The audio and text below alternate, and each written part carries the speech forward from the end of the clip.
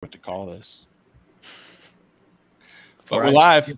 It's a live stream. We're doing it. We don't have to have a name for it other than it's the Four-Eyed Championship mock draft, the first one of the season with the Four-Eyed Championships at fantasyandframes.com getting underway. I'm Nate Markham. With me, I have a group of contestants in the Four-Eyed Championship. If you're not familiar, the Four-Eyed Championship is a charity tournament that we at Fantasy Frames are hosting for the second year in a row now. It is an IDP, Superflex, tight end premium. Name the superlative, it probably has it added in. It's a collection of 48 teams over 4 divisions with 12 teams per division. So what it is the top 2 teams from each division will go on and to play in a tournament style where the highest point total then each week across all the divisions go to a final culmination of the championship. And what happens is luck then plays a factor, and the luckiest person typically wins. That happens to be Ryan Weiss. And it is what it is. We all know how that goes. Speaking of Ryan Weiss, as he points to that title belt, if you don't know Ryan Weiss, he is, like I said, last year's champions. Ryan, tell a little bit about yourself. Ryan Weiss, as you mentioned, last year's champion. As you mentioned, I'm a writer for Football Guys and a co-host on Club Fantasy. I'm lucky enough to be a stay-at-home dad, so I joke that I'm full-time fantasy just without the pay. So this is kind of what I do. I've played IDP before, but last year was my first IDP championship, and I look forward to my second one. So it's going to be great.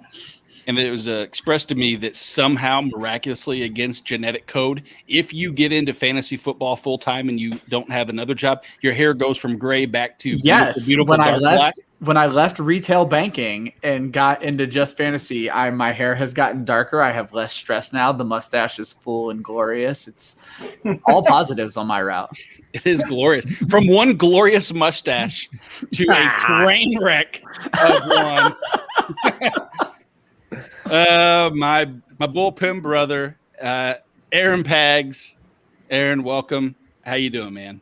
Oh man, I'm excited to be back on a Fantasy and Frames Airways. Missed you guys. Unlike Ryan, when I took on more fantasy sports, my facial hair got worse. So, if that was even possible.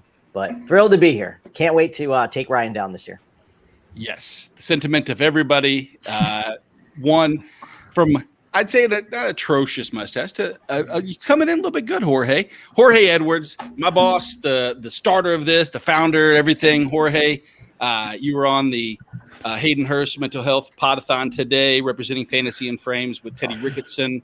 How you doing, man? Yeah, I'm doing great. That was I think the Podathon is still going. It was such a good time talking about mental health and trying to alleviate the stigma that goes on behind it. So for anybody who's out there watching, don't be afraid to get help. And I'm looking forward to crushing this mock draft and getting ready. Well, if crushing mock drafts is in your forte, yeah. I believe I might know a person here who has been involved in more mock drafts than anybody so far that I can think of this year. Mark Shu of Primetime Mock. Mark, thank you so much for joining us today. How you doing, man? Nate, it's great to be here. Thank you so much for having me. I literally just got home about 10 minutes ago. Driving, I went out on a river cruise this afternoon for my friend Gina. Happy birthday, Gina, if you're watching.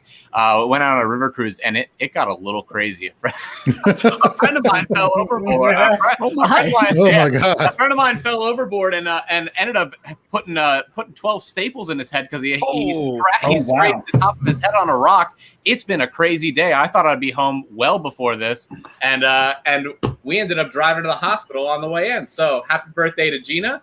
Happy to be here. Happy to be with the Fantasy and Frames crew. Nate, you were on my show last night, Primetime Mock. 2 nights ago. We do it every Thursday night at 9 o'clock. Was happy to have Jorge on a few weeks ago as well.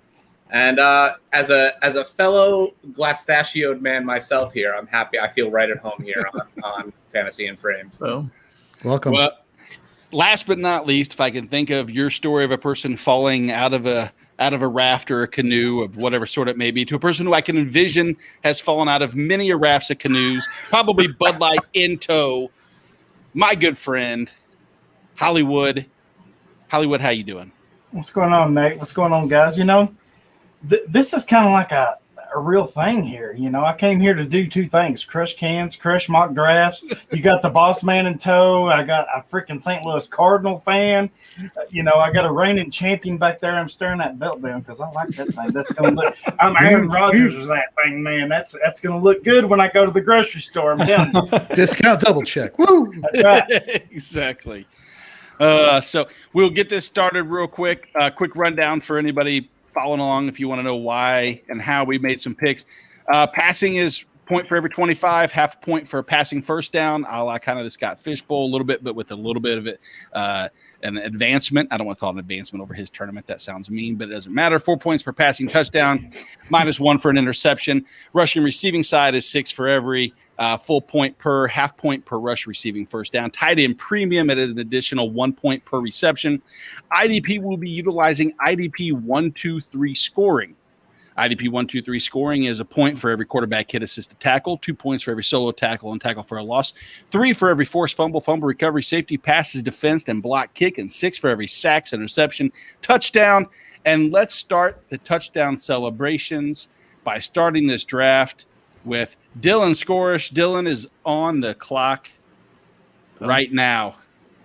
Hopefully we have everybody in because now it comes down to how many people paid attention that it's super flex. That's my favorite part of the first round. Exactly. And right now with the way that Sleeper has it set up, their rankings can only go. Dylan did. Dylan does know.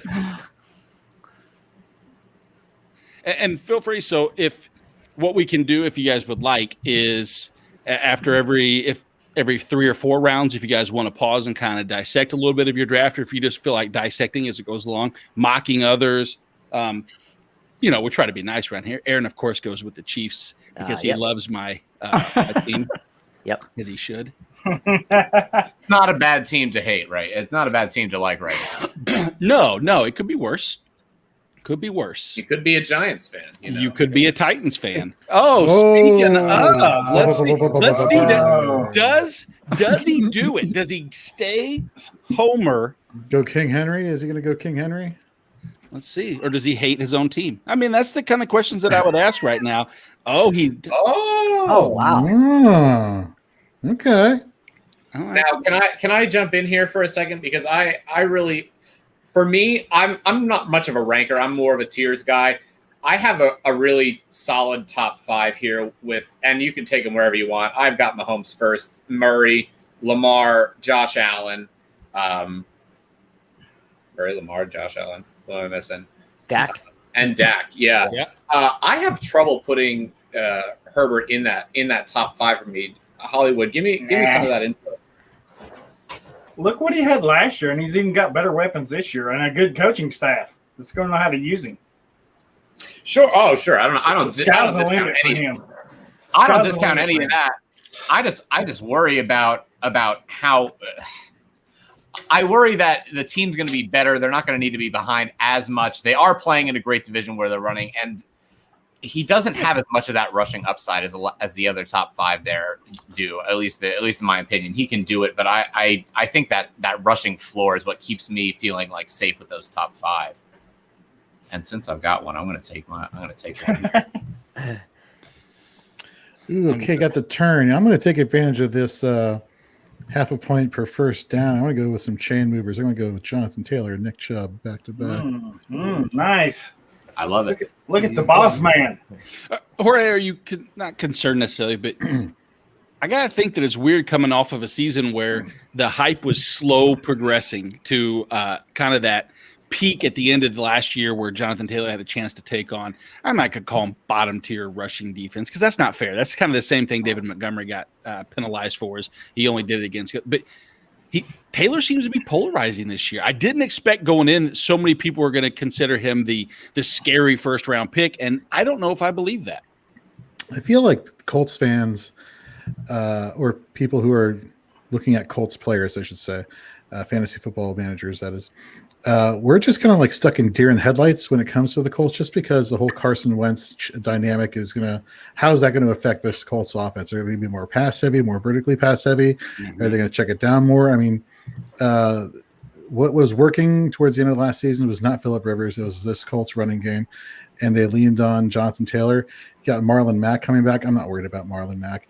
I think Nyheim Hines still has some value in PPR leagues. Even the coaching staff has said during minicamps, like, look, Taylor has earned the right to be the primary ball carrier. So I'm all on board. And as far as Nick Chubb goes, I don't care that he's splitting time with Kareem Hunt. There's enough touches on that Browns offense for the running game to go around. Yeah, and I think you're going to see Taylor cut into Hines' work. As good as Hines is as a player, he's not as good as Jonathan Taylor, and they're going to use Taylor.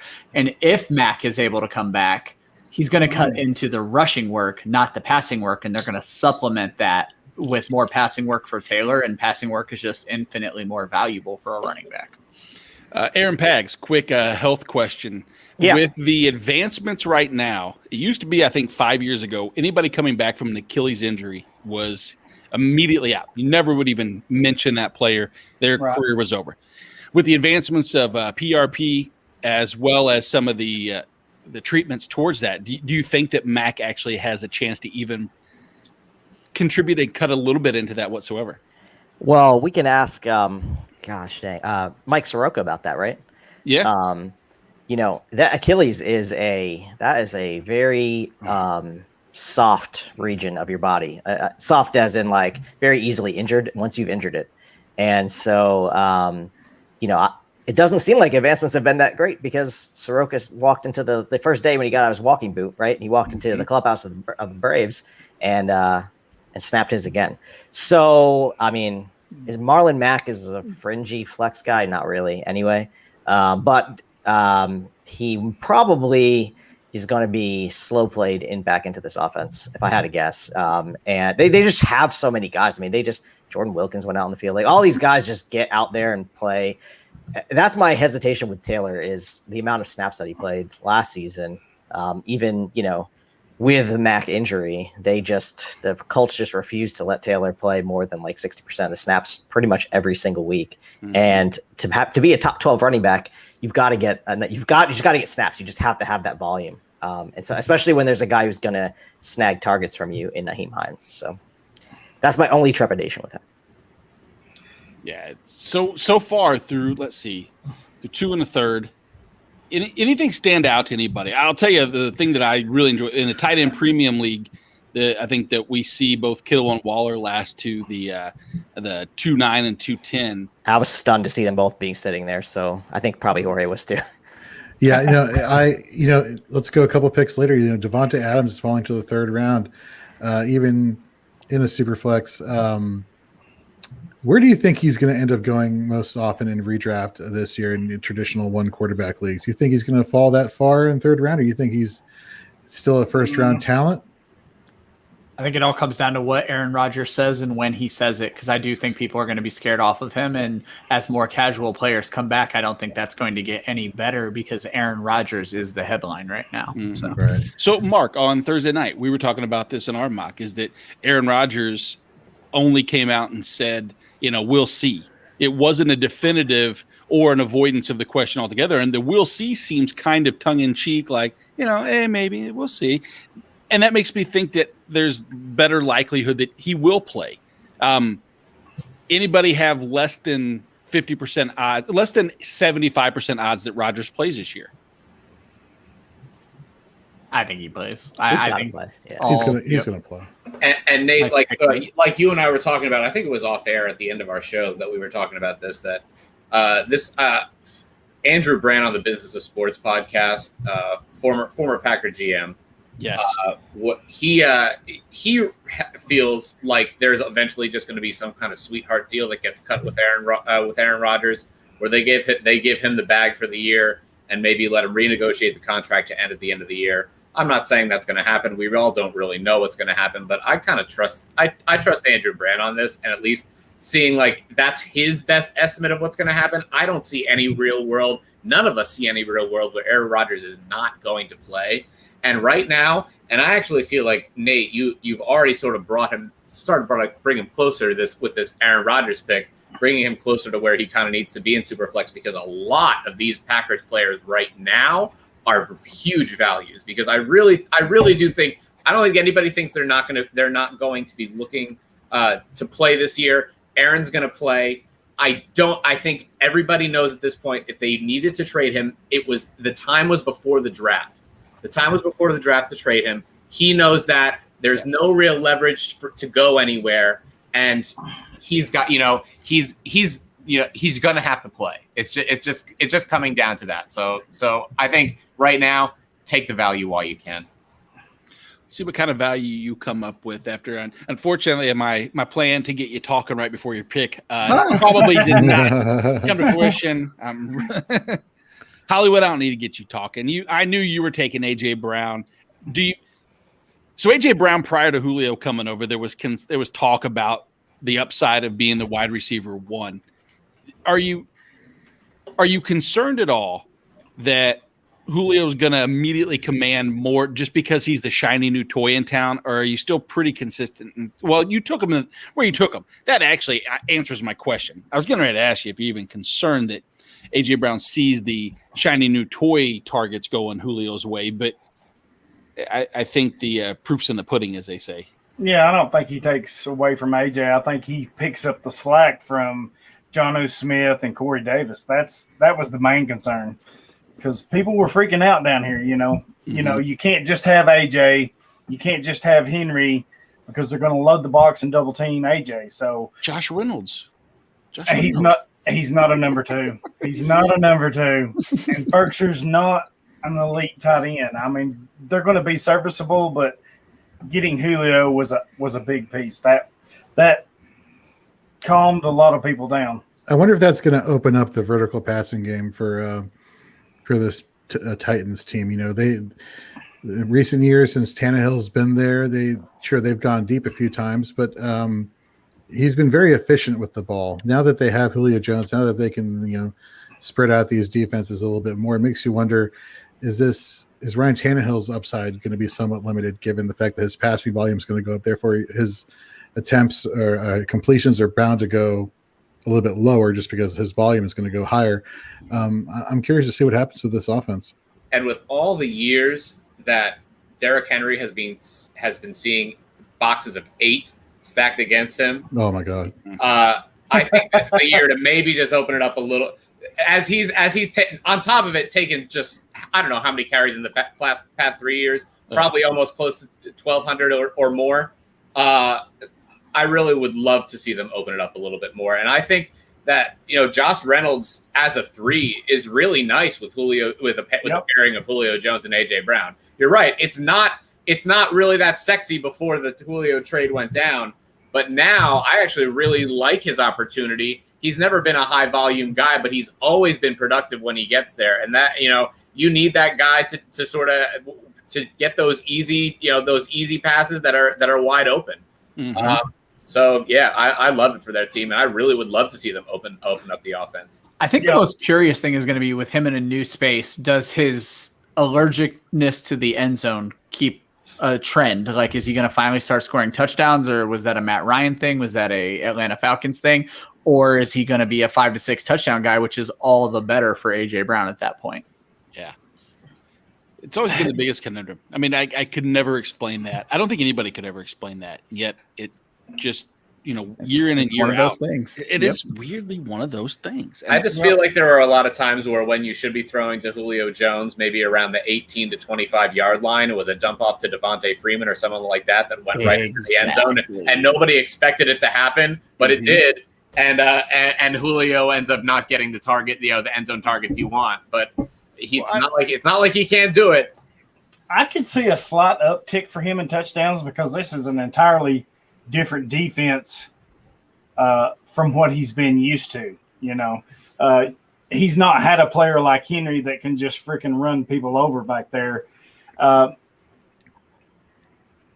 think he picks up like I said, the Jonnu Smith and the Corey Davis slack. Look, as you said, I love the Josh Reynolds as a third receiver. As a second receiver, I was hating it. I was like, there's no way we can go into the season and him be the wide receiver too. It made me hot for Des Fitzpatrick, Yeah,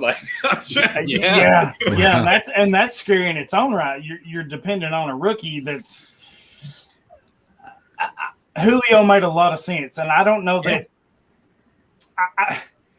I've not heard anything to make me think this, but what if they picked up a Larry Fitzgerald?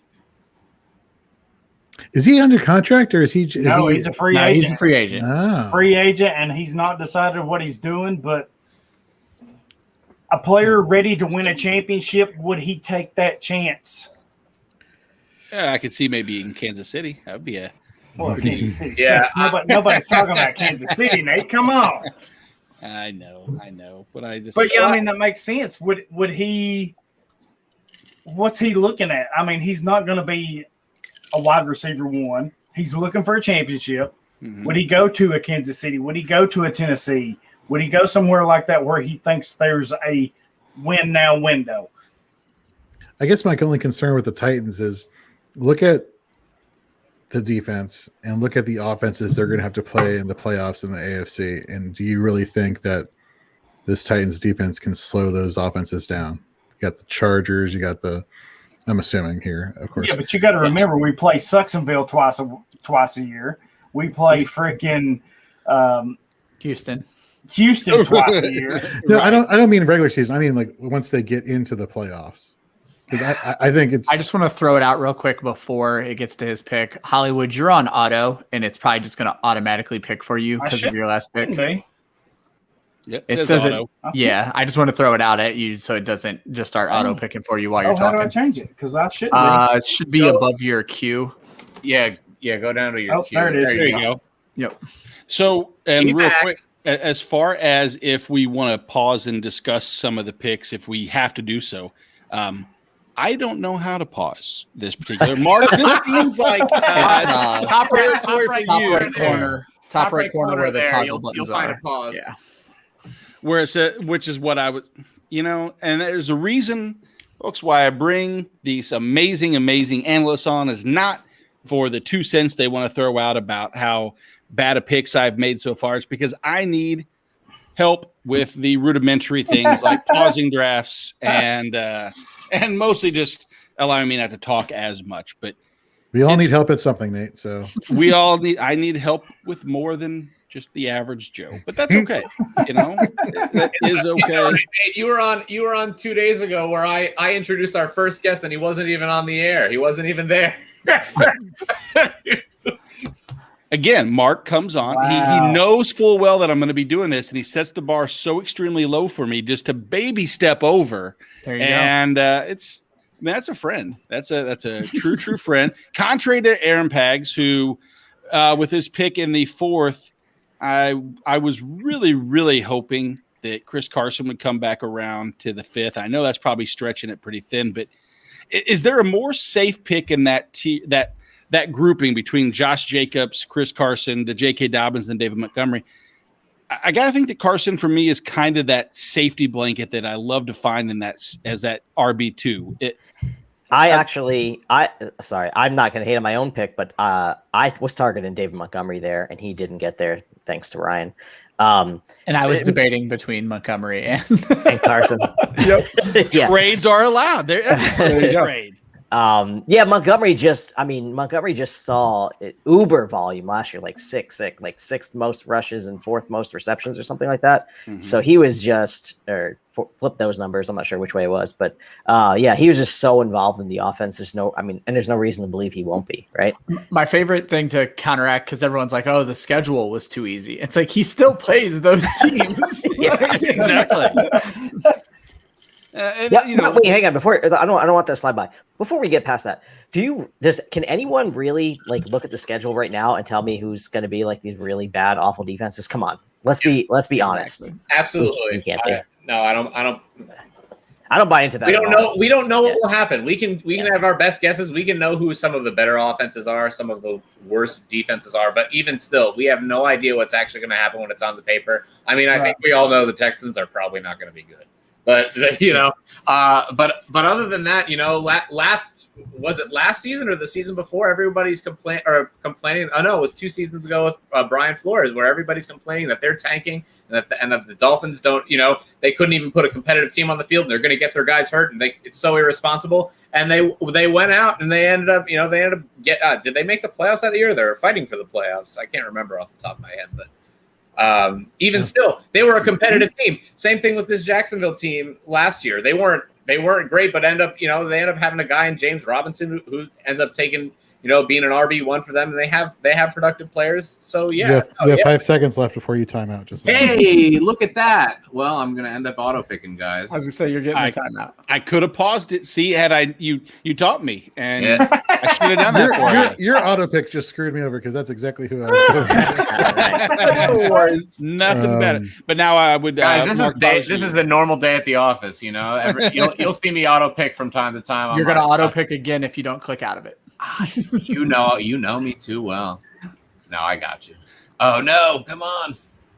Well, luckily you have a minute and 45 because I, unbeknownst, went in and did 1 minute picks without knowledge of how many people are going to be active in the draft. It looks like we have 10 of 12 right now. So that's or 9 of 12. Yes. We're doing great. And I mean, everyone's making their picks pretty quickly. I think they're just jumping in when they get the notification. So exactly, and I like it. And I think that maybe after this sixth round, you know what? I want to stop right there and kind of talk about it. I love the fact that right there is the TJ Watt pick. Yep. And I think that from a defensive standpoint, for anybody that's non-IDP savvy, especially in the IDP 1, 2, 3 scoring, the defensive players at top tier have a tendency to score more from my experience that I've seen. I haven't done a ton of the 1, 2, 3s in comparison, but they're more on par than just the old school IDP way of just pick a player and then stream someone else and move along because their scoring is not as important. It doesn't have as much factor. But TJ Watt, if you look last year, his scoring was on par with a legitimate running back wide receiver groups. Right. One of the things I dug into, I don't want to give away my secrets, but for those who are already in the 4-Eyed Championship, if you go into the players tab right now, you can look at the 2020 season through the lens of this year's scoring. Mm-hmm. And one of the reasons I earmarked TJ Watt for this exact pick was TJ Watt scored 97 more points than the next defensive line eligible player. That's the equivalent of grabbing Travis Kelce. So what I apologize, Nate, actually what you did in the first round by grabbing Kelce is what I just pulled off in the 5th round by grabbing TJ Watt. So. Exactly. He's in a tier exclusively of his own. And I love the groans I heard all the way from Tennessee. I could feel it. It reverberated through my house. You're so freaking dead to me. Dead to me. Because I took the number 1 linebacker off the board. And he was by far, let me just throw this out because I happen to have it up, outscored everybody in this scoring by 17 points last year. So yeah, if you want to read more about Devin White and the Tampa Bay Buccaneers defense, please go to fantasyandframes.com where we're doing our 32-day, 64 article marathon. Just killer. We're to the grindstone. And I happen to cover the IDP relevant players for the Tampa Bay Buccaneers. Coincidentally, Devin White happened to make the list. You don't say. He did. I hear he's good. He is decent. The superlatives for that man are pretty wide stretching. It's safe to say that Devin White's consistent nature should play again. And I think that there's certain, there's highs and lows for some of the players that come out of nowhere. Devin White's not coming out of nowhere. He's clearly won. He's going to be stuck that way. And did you guys see the foot race that he had? I mean, and I can't think exactly who all was involved, but I know it was some prominent wide receivers. Yeah. Was it Tyreek and Mecole Hardman or? I think it was Mecole Hardman. Okay. Don't quote me. But. Really good story that I'm telling, by the way, when I ask other people to fill in the blanks for me. I do this every week. I do this every week with Nate. Oh, shoot. Someone bring him back. I'm good. But, going back to IDP 1, 2, 3 scoring, I want to say it is like the equivalent of PPR on offense. Like there are different sites that have different scoring rubrics. And Fantasy Pros has their scoring rubric. I consider a Fantasy Pros, or ironically, Fantasy Pros scoring rubric is the same as ESPN's scoring rubric. I equate those to like more of a half PPR. Mm-hmm. but this is full PPR. So you have tons of players, and especially the upper echelon players, that can really deliver, like you guys were saying earlier, the value you find in your wide receiver ones or RB ones or QB ones. Yeah, I love that grouping of those linebackers there. Pretty much, I mean, is linebacker as deep as it's ever been from IDP scoring? I can't remember a time. Granted, I'm still kind of new with IDP. I can't remember a time in that whole 6 months I've been doing IDP where our linebacker's been as deep as it is now. But it does seem like the amount of quality high-end linebackers is just continuing to grow. Or maybe I'm just paying more attention. Well, I'll tell you an area of IDP that's kind of changing in the landscape of IDP is the invention of the edge rusher position. Now, as far as I'm concerned, as far as I know, rather, ESPN is the only major platform that has an edge designation. So what is an edge position? It is a defensive lineman, specifically a defensive end or an outside linebacker. Basically, any defensive players whose role is to rush the passer from the outside get categorized as a edge player. On Sleeper, they give those players dual eligibility of a defensive lineman and a linebacker. So what does that mean? So you don't have, basically what it means is that you can punt on defensive linemen, like elite defensive linemen, because you can find somebody who may be, an LB and linebacker 4, linebacker 5, but can outproduce what you would find at a defensive lineman 1 or 2.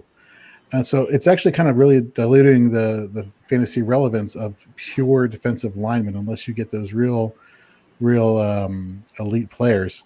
That's something that I think the IDP community eventually is going to have to dig into, and hopefully we get that addressed soon.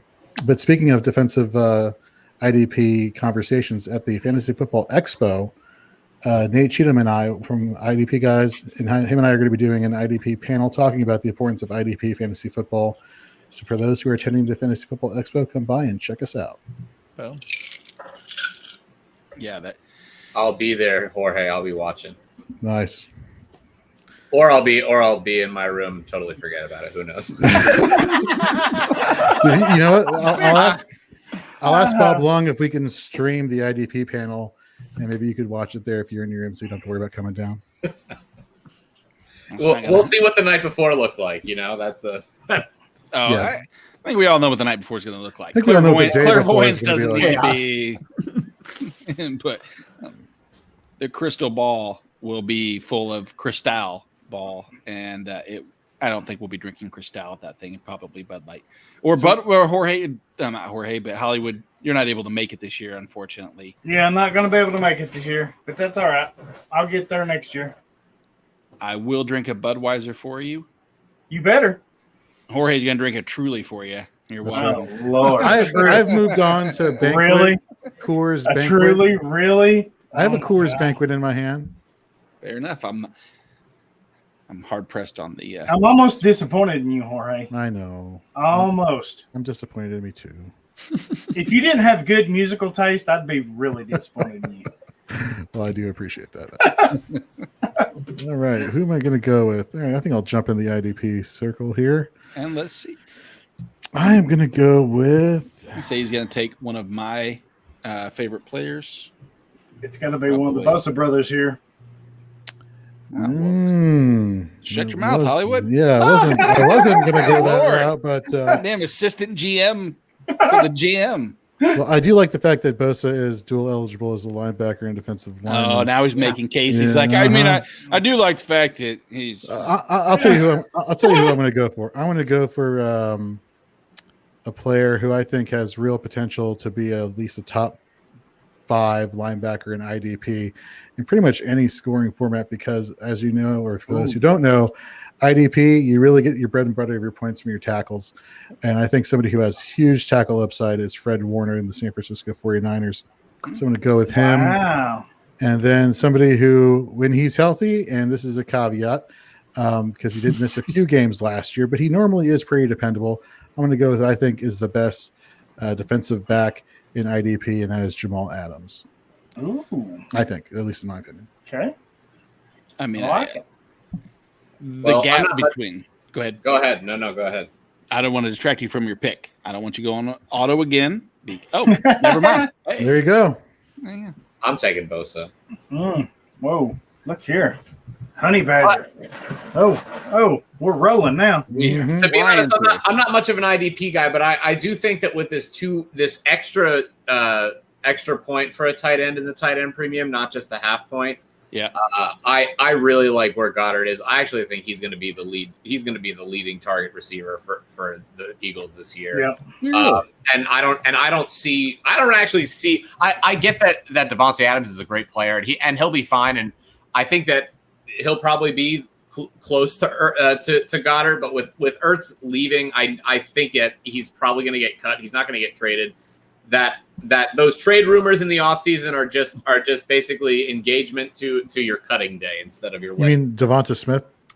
Sorry, no, I'm talking about Ertz getting cut, is going to get cut here. So but you had mentioned Adams earlier. yes, no, I think that yes. Sorry, Devontae Smith. Yes, Devontae Smith is going to also be competing for targets there. But I think with the familiarity in the offense, it's going to end up being Goddard. And in this format, he's like kind of the last tight end in that tier that I'm really willing to trust.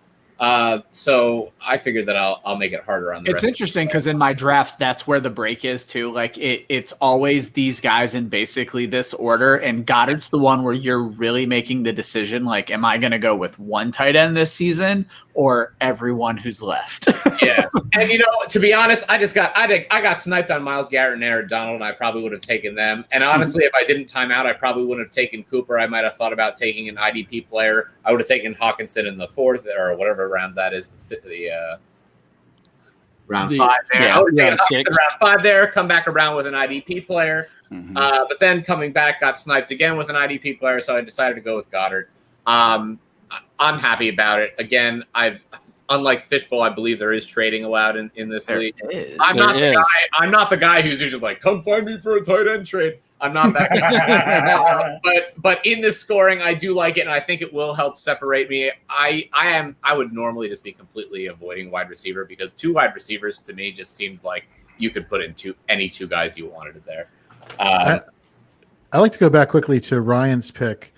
Back-to-back Bengals wide receivers off the board. Were you hoping for Chase and just settling for Higgins? Or are you all on board the Higgins train? I'm going to be honest. I was hoping Dave made my decision for me because I knew I've kind of punted wide receiver up to this point. And so I knew I needed to get somebody with wide receiver 1 potential. I love both of these guys. I think it's going to be a very pass heavy offense. I think they're both going to do well. I think Higgins is likely to score more touchdowns. And so I'm fine with grabbing him in this format as long as I know there are guys on the back end that I can kind of bookend him with. So I was laughing because I'm like, man, I really wish Dave would just make this decision for me because I had no idea what I was going to do going into that pick. But when I saw him take Chase, Higgins fell into my lap. If they're both sitting there, if I'm having to choose my wide receiver 1 because you've waited this long to take your wide receiver 1, I would always go Higgins. If it was for my wide receiver 2, I would probably go Chase in his upside. Well, let me keep with you, Ryan. Brandon Ayuk, your second wide receiver. Is this because the receiving depth that's left, or are you banking on Trey Lance being inserted into this lineup sooner? I'll be honest, whether it's Trey Lance or whoever, I saw a lot I really liked of Ayuk last year. So as a wide receiver 2, he's someone I like. I said this once on the air, and it's something I stick by. I saw a lot of Robert Woods and Brandon Ayuk's game last year. And so I think Ayuk's going to be that kind of guy where there's going to be a rushing upside on top of what he does as a receiver. It's obviously a low volume passing offense, and we don't know what he's going to look like with Kittle on the field.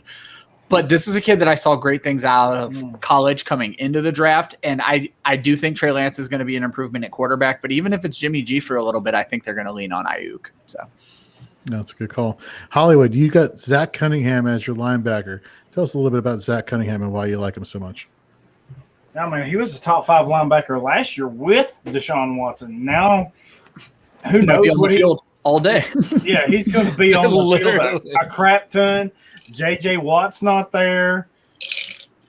They're going to need him to do everything that he can. The volume's there. Top 5 last year. Why would he not be this year? Just a no-brainer. And as my number 2, with Roquan as my number 1, that's a no-brainer for me. It's like you cover IDP for a like a living or hobby. hobby, feels like career, it. whatever. You know, I know a thing or two. You do know a thing or two.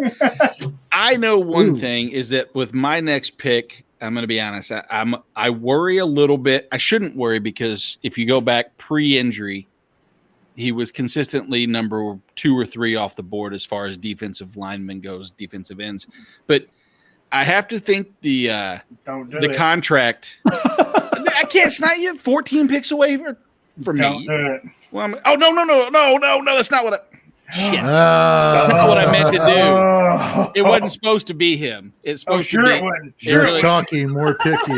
Well, No, was I want to make it. did DeForest Buckner get a new contract? And Do it on DeForest DeForest Buckner, was he now. hurt? No. He had it build all the way up, and then DeForest Buckner came on. Now I want to hear him talk about DeForest Buckner.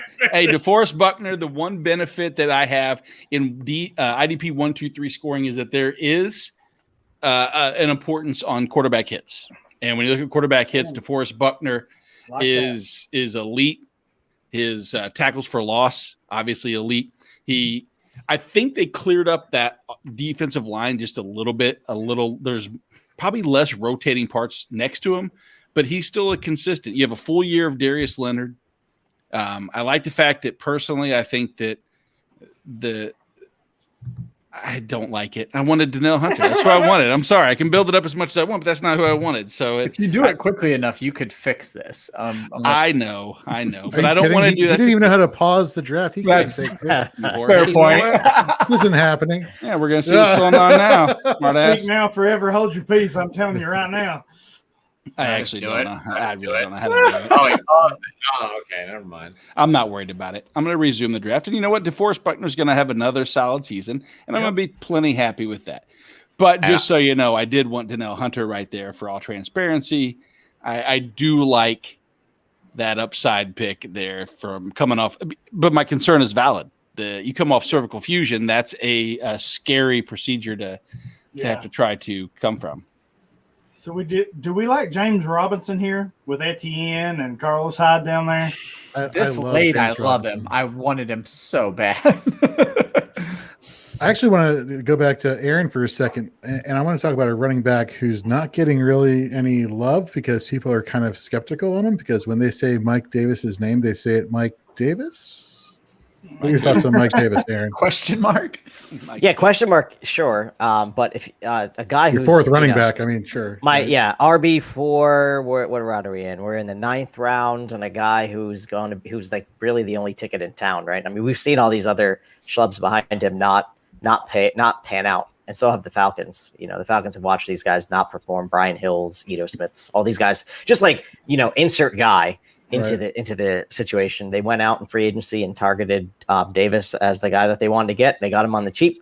I don't care how much he makes, and the less he makes, the more they'll probably use him, right? Because if they burn him out, they only pissed away $4 million or whatever. So,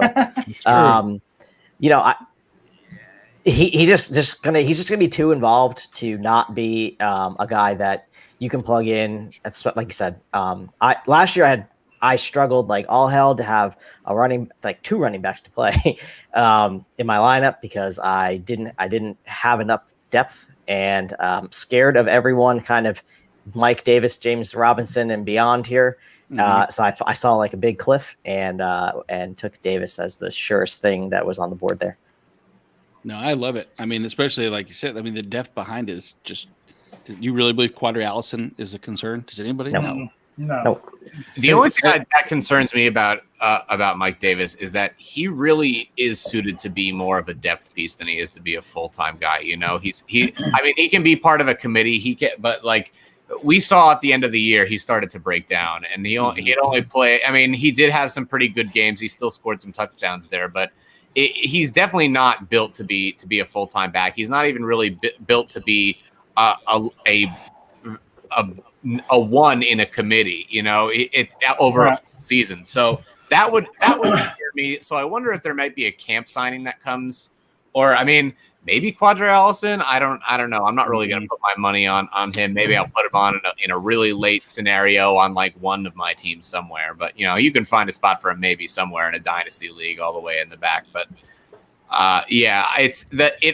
that is a very ambiguous backfield for me that I actually have a tough time cracking. But I feel like Davis is the incumbent, you're kind of like, all right, I'll go with Davis, but it does worry me. The backfield, it just feels like something random, could happen that changes everything before we even start the season.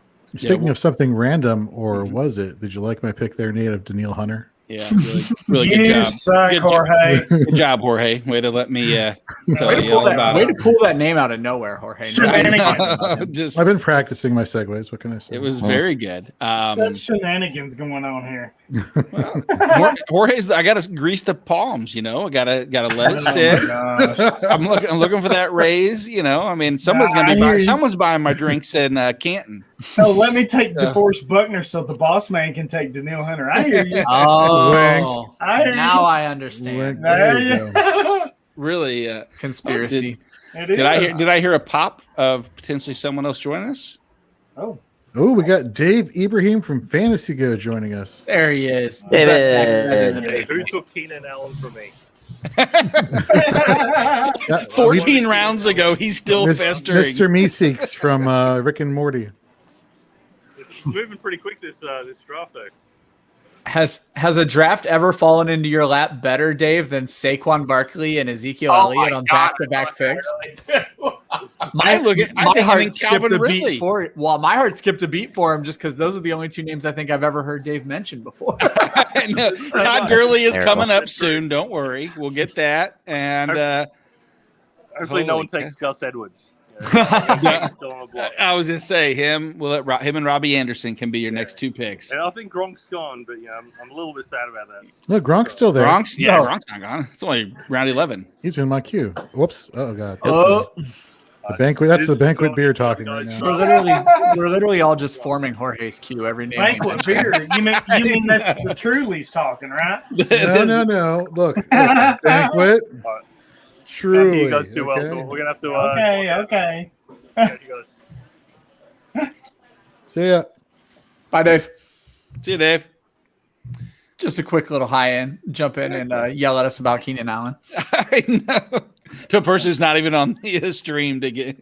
Oh, man. Which one of you sons of bitches? And then Mr. Meeseeks leaves. He gets insulted and he bails out of the draft. Well done. You ever listen on YouTube that song about Mr. Meeseeks? They have a remix version of it from Rick and Morty. I highly recommend listening to it if you want something crazily annoying in your ear 24/7. Sounds wonderful. But then you share it with somebody else, and then it's their ear, and you're like, yes, excellent. I'm not in the least sadistic one bit. No, not at all. No, not Hey, I got a at question all, for you guys. not at all. I got a question for you guys. Go for it, ahead. Aaron. This is a this is a DFS strategy that's come to season-long fantasy football stacking. And does anyone, I don't know, in this format, I haven't really truly looked at scoring, but you look at the what you're not getting Mahomes and Kelsey. I'm sure obviously quarterback and tight end here hold the most potential for points. Has anyone looked at this draft and said, my tight end is, whoever grabbed Mark Andrews. I have to make sure I got Lamar Jackson on my team. Something like that. Is anyone stacking quarterback and tight end here? I haven't, but I mean that limit. If I'm in the first 8 picks in a tight end premium, Kelsey's hell. If I'm in the top 4 really in tight end premium, Kelsey's on my list, and I know I'll never be able to do that. But I could see a situation where a Hawkinson owner could look at Stafford and think that Goff late in a tight end super flex, where if you had to wait to the very, very end and take I say it with a shit number 3. Yeah. That's not a terrible start because pretty much the work's going through Hawkinson. I can't imagine a situation. I mean, Quintez Cephas, realistically, Rashad Perryman is an interesting name that might be, but you're talking stacks between tight ends. So what other?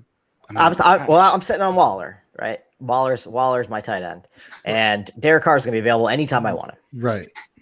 So I think with the scoring of this tournament, with the fact that you get negative points for incompletions, much like in Scott Fishbowl, that's actually a really smart stack. If I had to You know what I mean? Yeah, that's kind of where I was going to lean. I'm shocked at the quality of starting quarterback. And I understand IDP throws a wrench into it, but it's still very interesting to me that we just saw Kirk Cousins go off in the 11th round. Sure. Absolutely. And I've been Kirk looking at Cousins quarterback is- for the last 4 rounds. Yeah. I say Cousins is a 70% completion guy. Yeah. So- And like you just mentioned on I'm Carl surprised that last year at this Watson went time. here.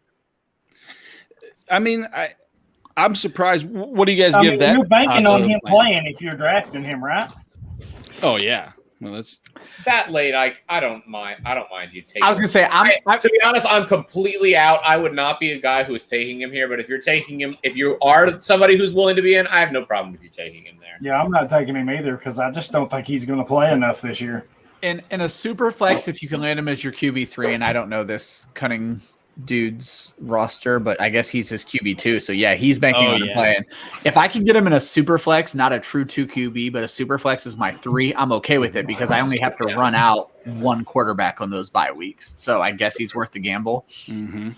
You know, to be honest, and I've been thinking about this because you know what I said it on my show about a month ago, but whether you're a conspiracy theorist about this whole Texans thing, or you believe everything is true, which if it is true, what's happening with Deshaun Watson, that's obviously terrible.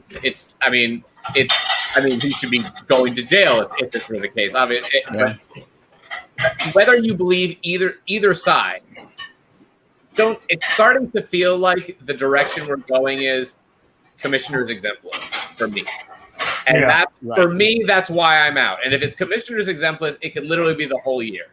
Yep. You know, and that so for me right now, I'd be out. Normally, we're not really outside of Scott Fish. You know, the Fantasy and Frames charity. I'm sorry, the 4-Eyed Championship. 4-Eyed Championship. I apologize. Right on the show. It's right here in front of me on the screen. Right here, I can see it. 4-Eyed Championship. But with the 4-Eyed Championship, we all draft sort of in July, so it's a little different. But you know, in August, we will know a lot more. Fortunately. But in a thing like this, there's so much time. I have no problem if you're going to be the guy who takes Watson. Hey Nate, are you able to scroll down on your screen to see where we're at with these later picks? Yeah. Sorry about that. First time caller, long time listener. How's that for you? Better? That is He said that is. You're like, not as good. Not as good. We could do better. Okay, there we go. That's good. I like that. I'm gonna go down one more. There you go. Oh, there you go. So If you These can rookies, zoom- I tell you. Nate, if you want to zoom out on the actual the board itself, yeah.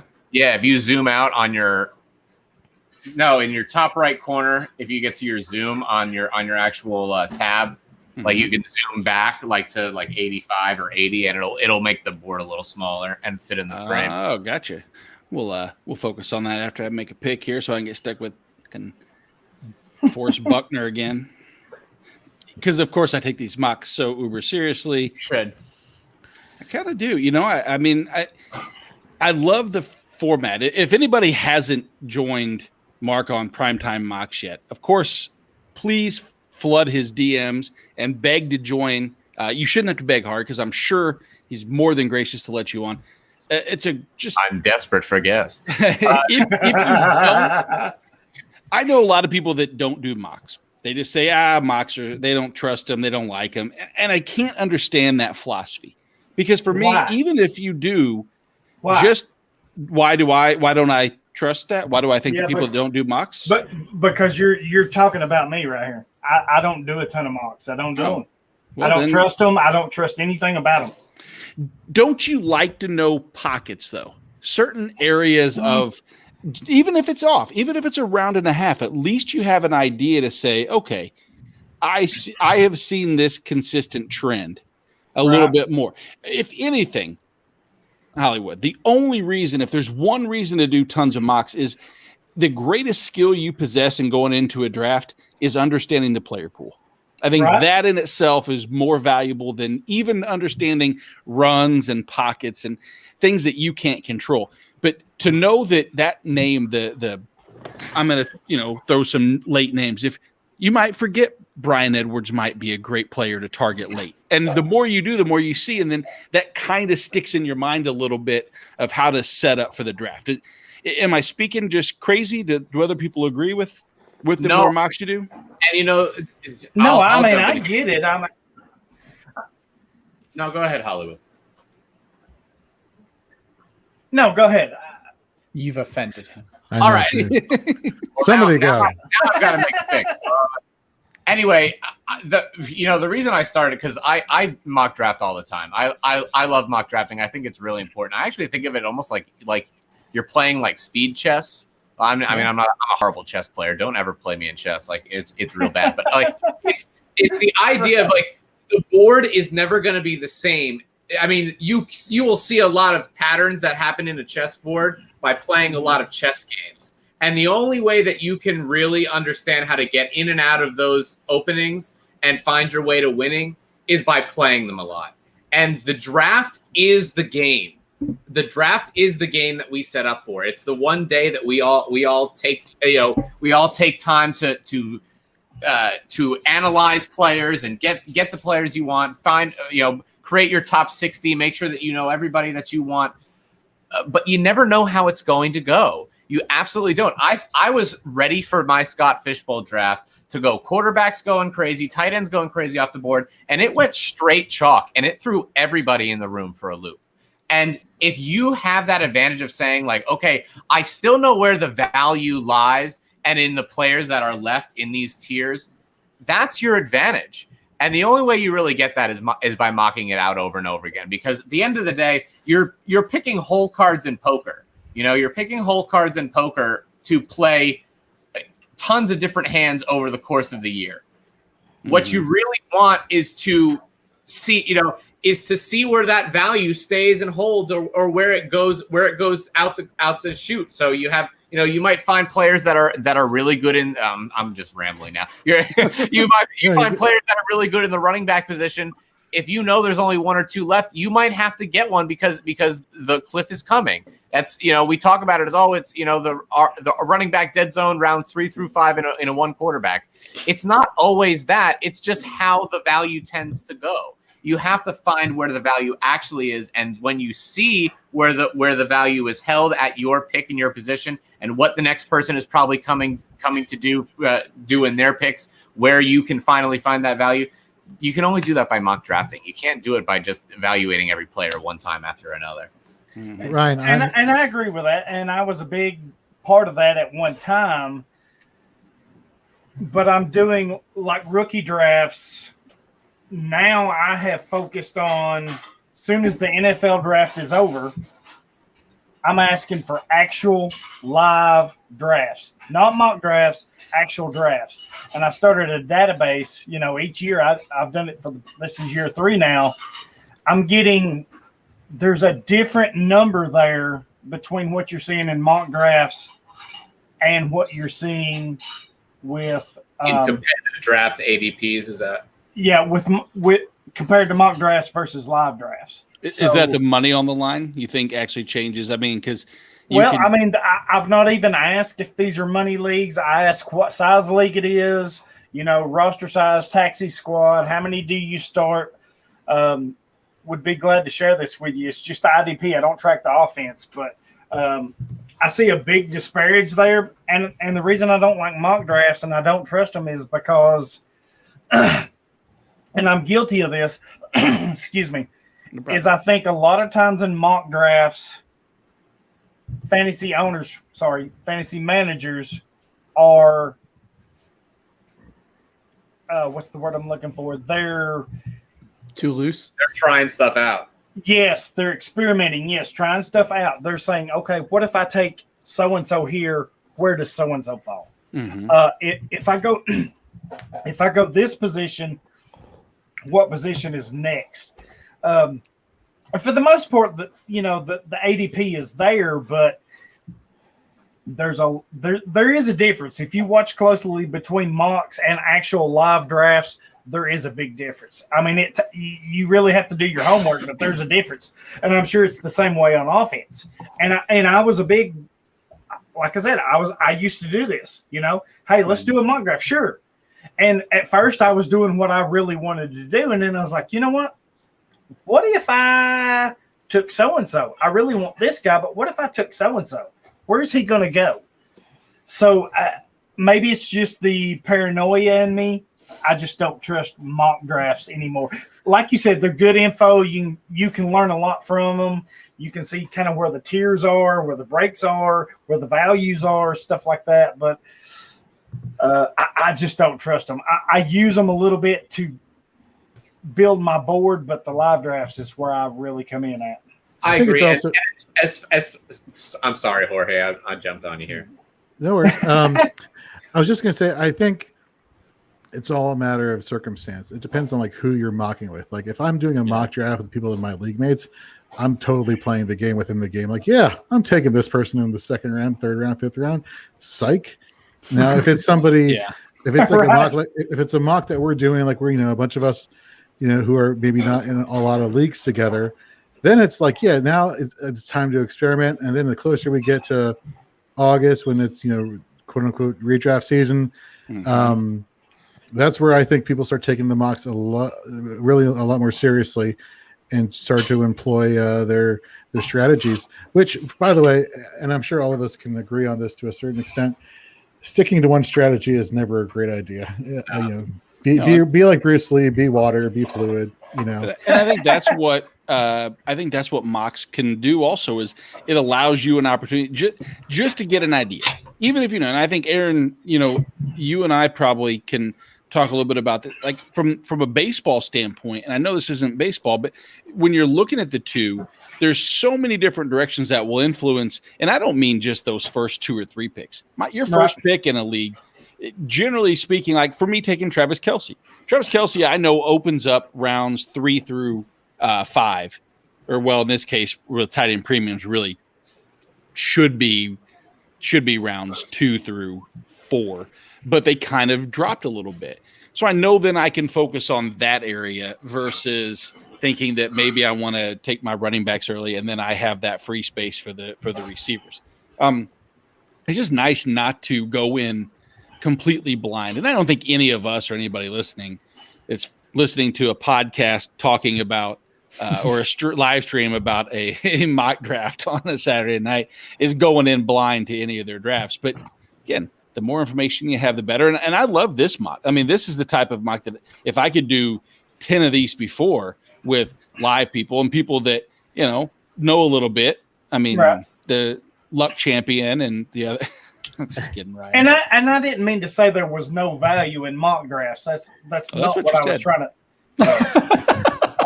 100% we said. You said, Mark, what you're doing with Primetime Mock is stupid, and you're the dumbest person I know. I hope everybody else listening, everybody else but Nate, plug your ears. You're an asshole, Nate. You threaten to fire your co-host 11 times a week. Kyle Belfuel, the nicest person in the world. He is the nicest person in the world, and he's a trooper because he does take it from me each week. He does. Oh, shit, Todd Gurley. Where's David at when we need him? Yeah, I was a little shocked by that one.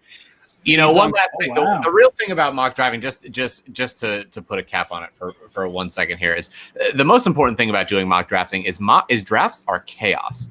That's the real point. Drafts are absolute chaos. And whether it's getting a handle of how to use a certain platform like Sleeper or Yahoo or whatever draft platform you're using, it's all about just minimizing the chaos when the moment comes, right? Yes. So having a few drafts on Sleeper, if you have a Sleeper draft, having a few drafts on Sleeper is a great thing. If you have a weird formatted draft, doing a few mocks in that format is always going to help you just to get your mind right. And it doesn't need to be every week. You don't need to be as crazy as I am doing 2, 3, 4 mocks a week up all the way, all summer long. But it's just I'm going to end up missing my pick here again. Nate is strategically sabotaging. I know, he's done this perfect. I did like Rashad Bateman there. That was South Spill. I want to co-sign what you're saying a little bit because I've started this thing where I'm doing like a fantasy tip a day on my a thread. Appreciate that. And one of the great things about mocking on the site you're using and actually, Aaron, you put this idea in my head back on the like Christmas show ages ago about site default rankings are way more important than ADP because you're going to have people who tend to draft the player that's in front of them. So mocks are great wherever you're doing them, Fantasy Pros, Sleeper, wherever you're doing them. But I do recommend doing a few before your draft on the site where you're actually going to be drafting. Jorge, I think you and I did like 800 drafts with each other last year. Do you remember when, and obviously, when I say the guy's name, he didn't have a great 2020. Let me be clear about that, but we didn't know that going in. Odell Beckham was continually falling to the 6th and 7th round because Sleeper's default rankings were so messed up with him. And when people would draft him, every time people would be like, oh my God, I can't believe you got Odell Beckham that late. Right. You're going to find players like that every year. Jorge, you just drafted. Antonio Brown is buried so far in people's rankings. Right. And if you extrapolate his 16 or his 11 games with Brady last year, it figures out to like the wide receiver 23. And maybe he's not going to be that, but in the 16th round, every damn time. So, Looking at these picks here, Teddy Roosevelt, aka Teddy Ricketson, going with Micah Parsons. I think that's like one of the first rookies I'm seeing going off the board there. Aaron, I liked your pick of Eric Hendricks. You had him last year in the 4A. I did. He was a horse for me. Yeah, he was a horse for me till he got injured. He was so good. He was so reliable. Put him in my lineup, 10, 11, 12 points every single week. He's just always on the field, right? He's just, he's always on the field, always there to make a play. So, like you said, if you're looking to that was my strategy last year, was just find a bunch of linebackers. Like Bosa got hurt for me, and that hurt.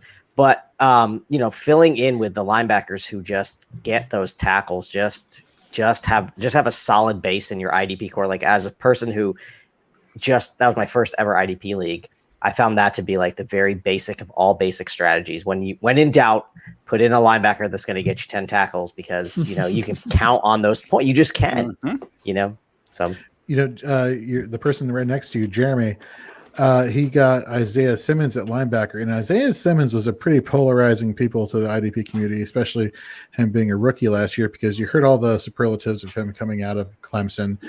He lined up at linebacker. He lined up on defensive line. He lined up in the secondary. He can play all 11. Yeah, he's like the Mr. Perfect Kurt Hennig of fantasy football, in that he could throw the football and catch it at the same time.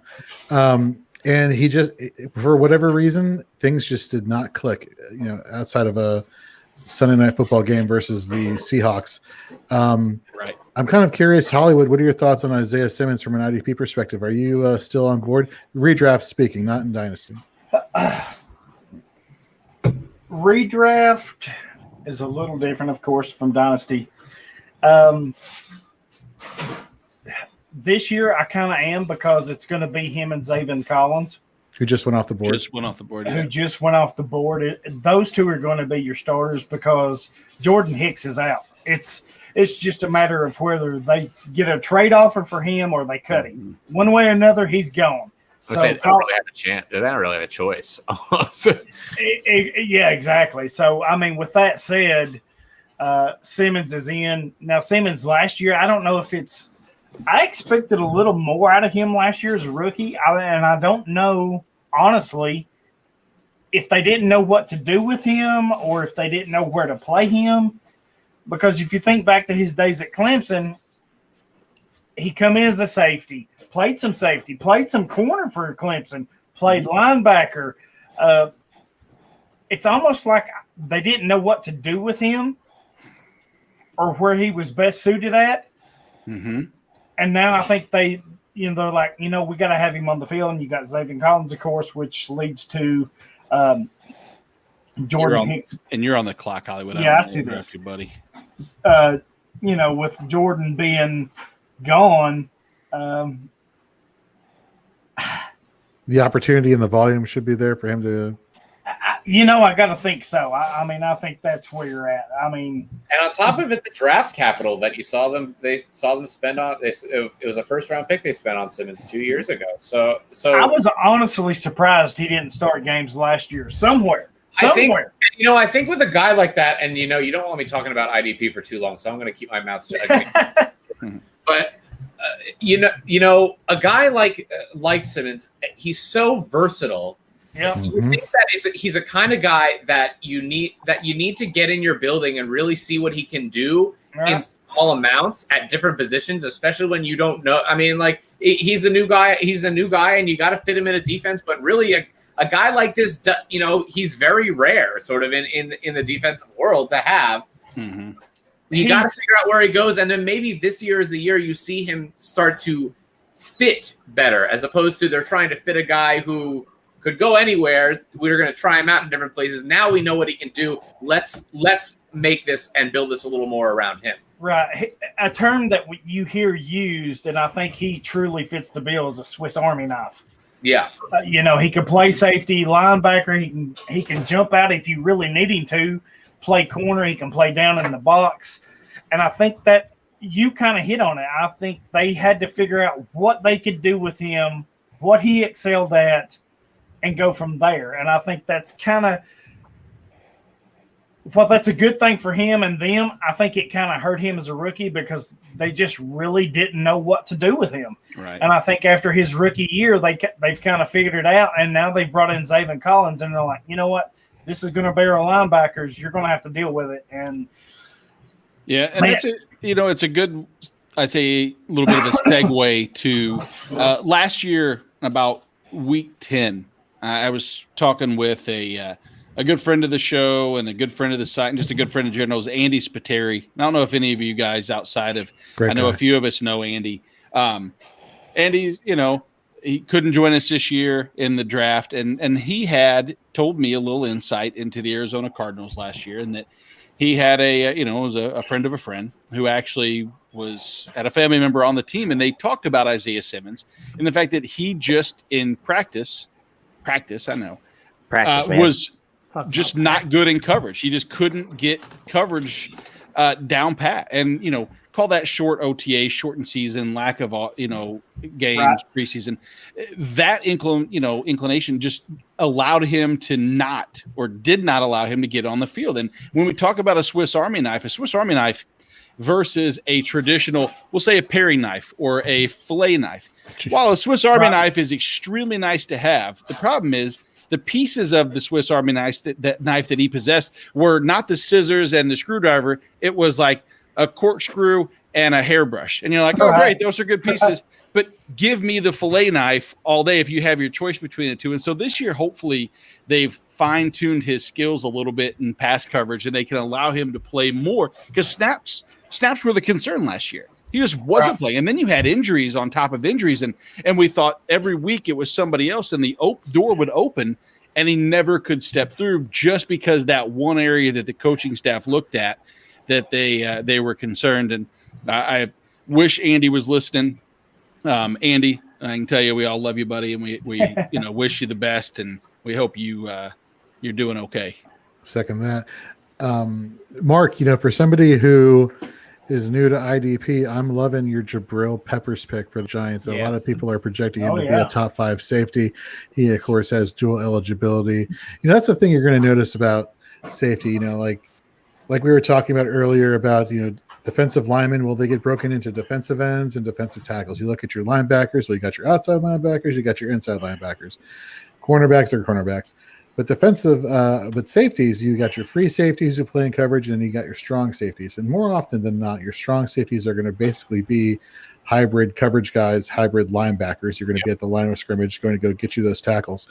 And Peppers has just been excelling since getting traded from the Browns to the Giants. And that is value where you got him. And that dual eligibility thing really frees you up in other spaces in your IDP roster. Again, not an IDP guy, but as a Giants fan, I knew that was way too late for him to be there. The dual eligibility thing is something to pay attention to. Oh, that's a huge thing. I mean, it really is an IDP. That's a huge thing. If you can play, a safety at corner, that's huge. If you can play a linebacker as a defensive end, that's huge. I mean, that's biggest cheat codes out there. Yep. I want to go with Aaron now. You just selected Cam Thank you. Newton. Let's get Thank into you, that, Ryan. shall we? What are your thoughts on Cam Newton? Yeah, so let's start with this is a total plug pick, but so if you don't know, you can find all my articles at Fantasy Pros, and this year I had the privilege of doing their quarterback bye week primer, and so Pat Mahomes and Derek Carr are obviously not going to play every single week, and the 2 weeks that they happen to be on bye, Cam Newton plays the Chargers and the Titans, two of the defenses that gave up the most points to fantasy quarterbacks last year. So I have my eye on Cam versus Ben was pretty much my two choices there. I don't love Cam Newton, but you know what? He's going to play in my Superflex spot on 2 weeks, and I'm going to take advantage of those matchups for sure. That's all. So I will say that I don't love it. I hope that Cam Newton is not on the team. If this was an actual draft, because I took Damian Harris. Damian Harris, as we talked about on Fourth and Frames, if you're looking at most value is for him not to have any touches within the 5 pilfered by Cam Newton. Yeah. And if it's Mac Jones, clearly, I say clearly, I don't know that. I assume that. I think we all can only assume at this point that they're not going to give him the opportunity to do as much within the 5 as Cam Newton had done. But it wouldn't shock me to see Cam hold that a little bit longer than what we think. What do we think? So here, you guys collectively, as far as the big spots that we're talking about, the Justin Fields, the Trey Lance, and the Mac Jones in terms of inheriting those roles, who's first to take over? So got to be Fields. The first quarterback to take over. Yeah. Oh yeah, it's Fields, and right? if it's not week 1, it's the second half of week 1. I was literally going to say it's quarter 3. If it's not week 1, it's the second half of week 1. When Aaron Donald just absolutely and honestly, I feel like the Patriot situation is probably the most wait and see for me as far as quarterbacks go. I think that you'll probably see Trey Lance sooner than later, unless you really get like an Alex Smith pre-Mahomes season, out of Jimmy G, which I don't think he's really ever shown us that he's capable of doing that. And even if he had that passing ability, he certainly doesn't have the rushing ability Alex Smith did to allow that to happen. So I really think that you'll probably see Trey Lance sooner than later. The Mac Jones one for me is really more for Bill Belichick. I think he's the kind of guy who's going to take it, just take it and be water about the situation. He's going to, if Cam Newton is playing well and is a veteran, is showing veteran leadership, he's going to let him be the starting quarterback for long enough. I think ultimately his shoulder's probably a little healthier. And at this point, I don't know if he doesn't have the deep ball like we've seen him before, but I mean, if he leads a game manager sort of quarterback style through the first 6-8 weeks of the season, that wouldn't surprise me at all. And honestly, if it turns into them winning games, I don't see them going away from that either. I'm actually going to go out on a limb here and say, out of the rookie quarterbacks this year that are going to eventually start, Zach Wilson, I'm a huge fan of. I think the Jets are going to be doing a lot of passing, and he's going to surprise a lot of people. So, but Mac Jones, let me tell you, much like the scenario in Green Bay, if Jordan Love was to start, Mac Jones is surrounded by some pretty damn good talent. Like, he's surrounded by a group of talent that actually could make him look better than he might be as a rookie. You got the 2 tight end sets. You got Nelson Aguilar, who I think showed last year that he has some more value than people are probably giving him credit for. Jacoby Myers has been playing well in mini camps. He's getting great reviews there. I think he has the players on that Patriots offense to facilitate yardage accumulation, which kind of is great because, like you were just saying, the deep ball is kind of a concern there. I think he's going to thrive in the red zone. I think he's going to get you those scoring opportunities, getting you those scoring touchdowns.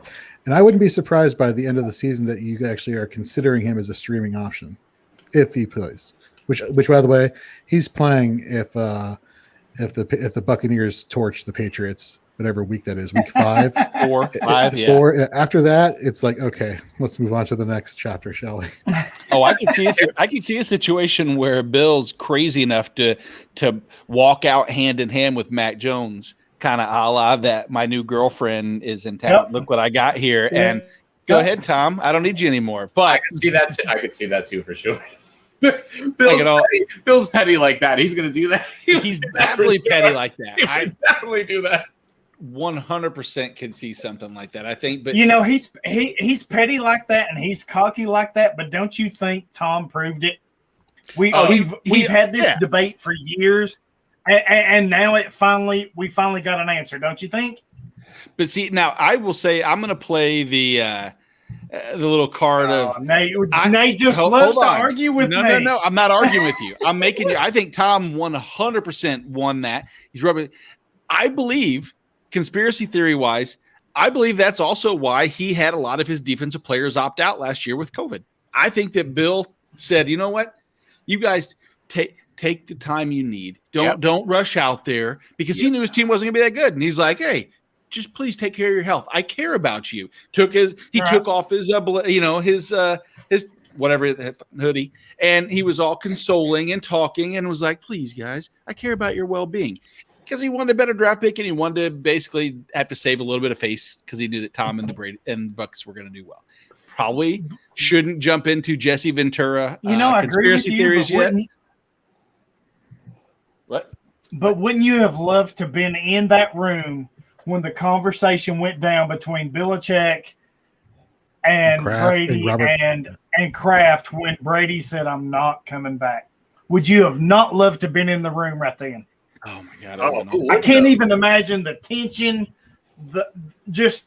oh, my God. I bet you could cut it with a knife. It was so thick. Man, you could have sold pay-per-view tickets. Oh, hell yeah. Oh, my God. It would have sold bigger than any fight or wrestling match you'd ever see on pay-per-view. And I'm going to let you in on something. And Nate knows me. I get carried away sometimes. So apologies now. Shit, I'm picking. Damn it. It's got me like 4 times, Hollywood. So. Oh, shit. Pardon my language, too, by the way. Go ahead and take Jayon Brown or some other Tennessee. I took Jayon Brown. Thank you very much. Oh, you did? Never mind. I'm going to take a handcuff. I was literally adding him to my queue as you took him, Jorge. I was like, son of a bitch. Jayon Brown burnt me so bad last year. I was so pumped. So you and I both, Jorge. I think we were big Jayon Brown fans. Which, let's go back to you for a second, because you took Trey Hendrickson, who I think was second or third, tied for second in the league in sacks, going up to Cincinnati, playing opposite Sam Hubbard. What are your thoughts on him as potentially replicating what he did last year, or at least coming close to it? I mean, replication is going to be tough, but you know what? If you look at his win rates in one-on-one situations and just as a whole, let's be honest. I think Cincinnati's going to be in a lot of high-scoring contests where they're going to ask their defensive ends to kind of pin their ears back and get at it.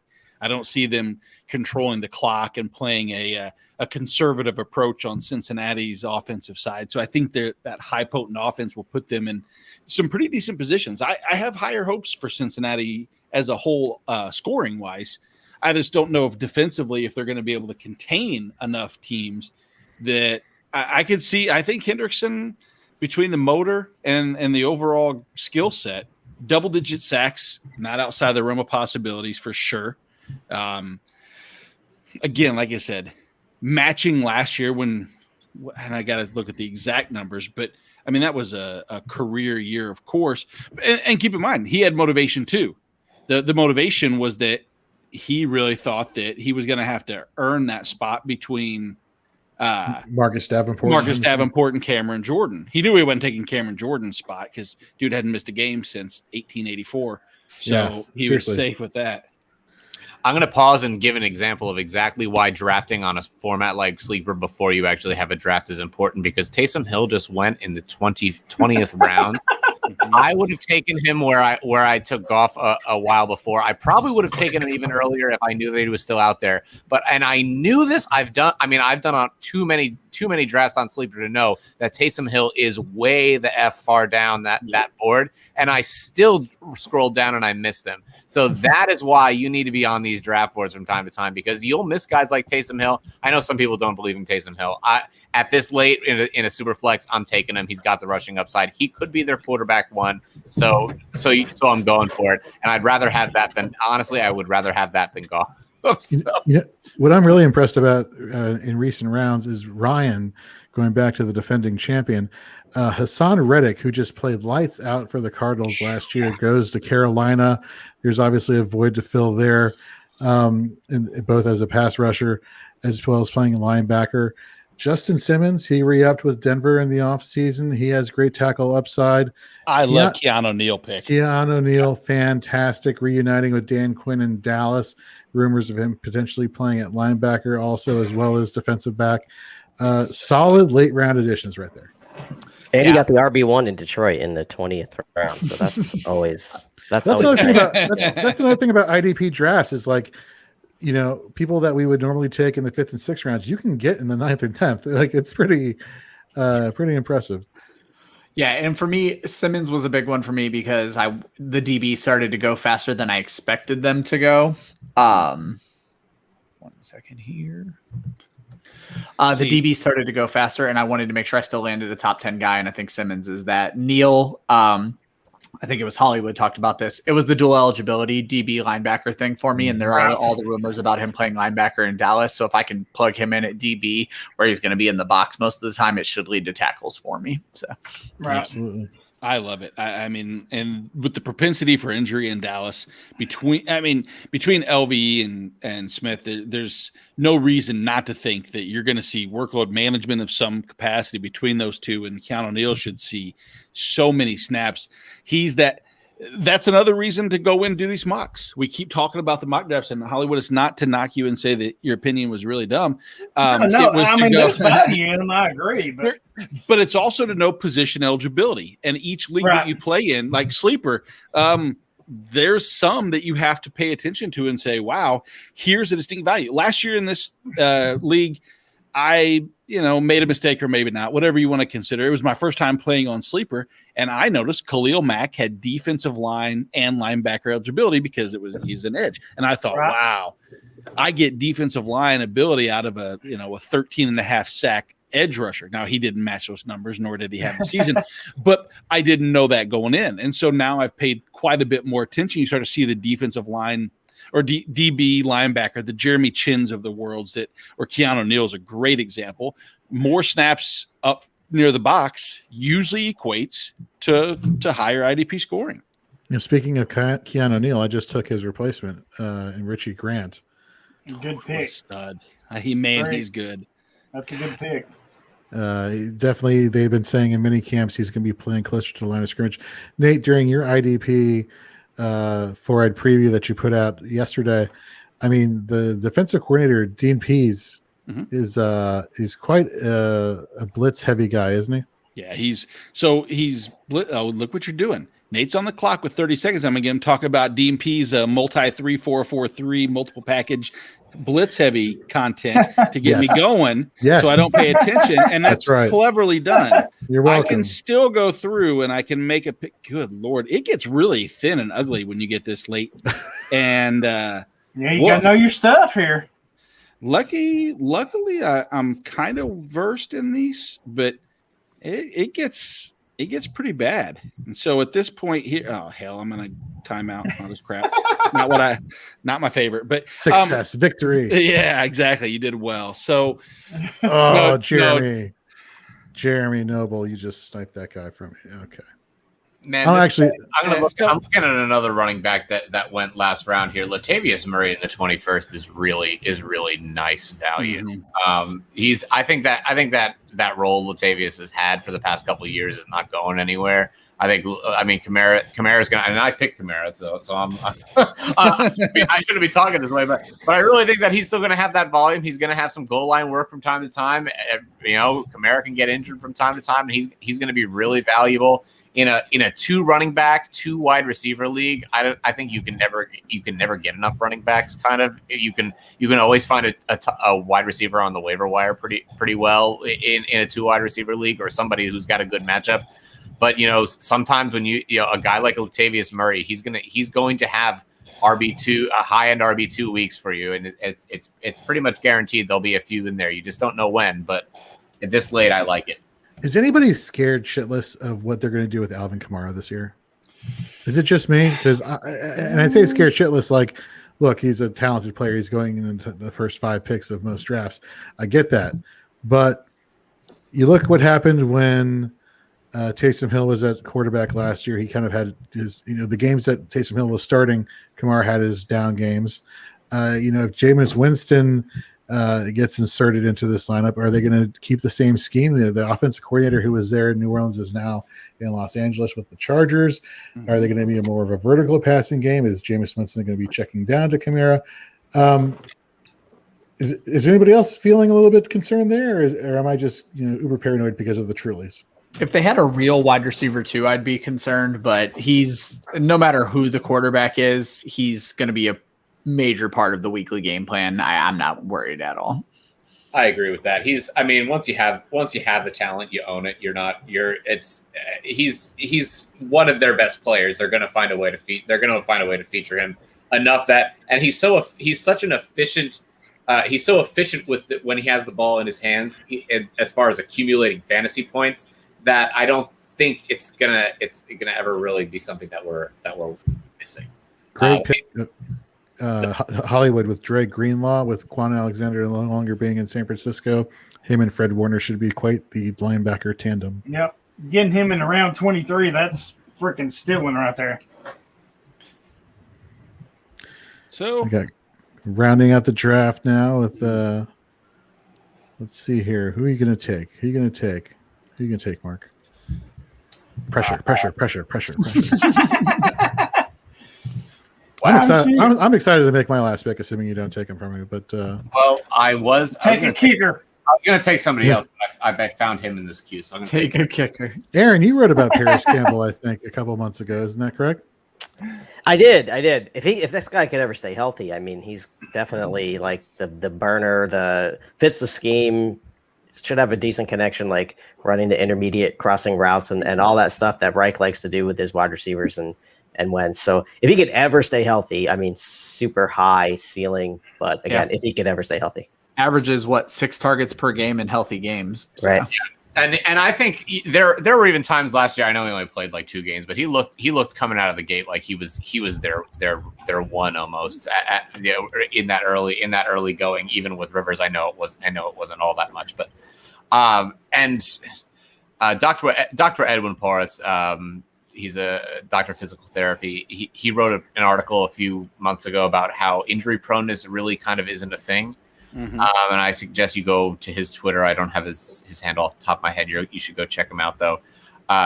Talking about how injury proneness, especially in young players, we really shouldn't worry about it too much, especially if they're healthy going into the season.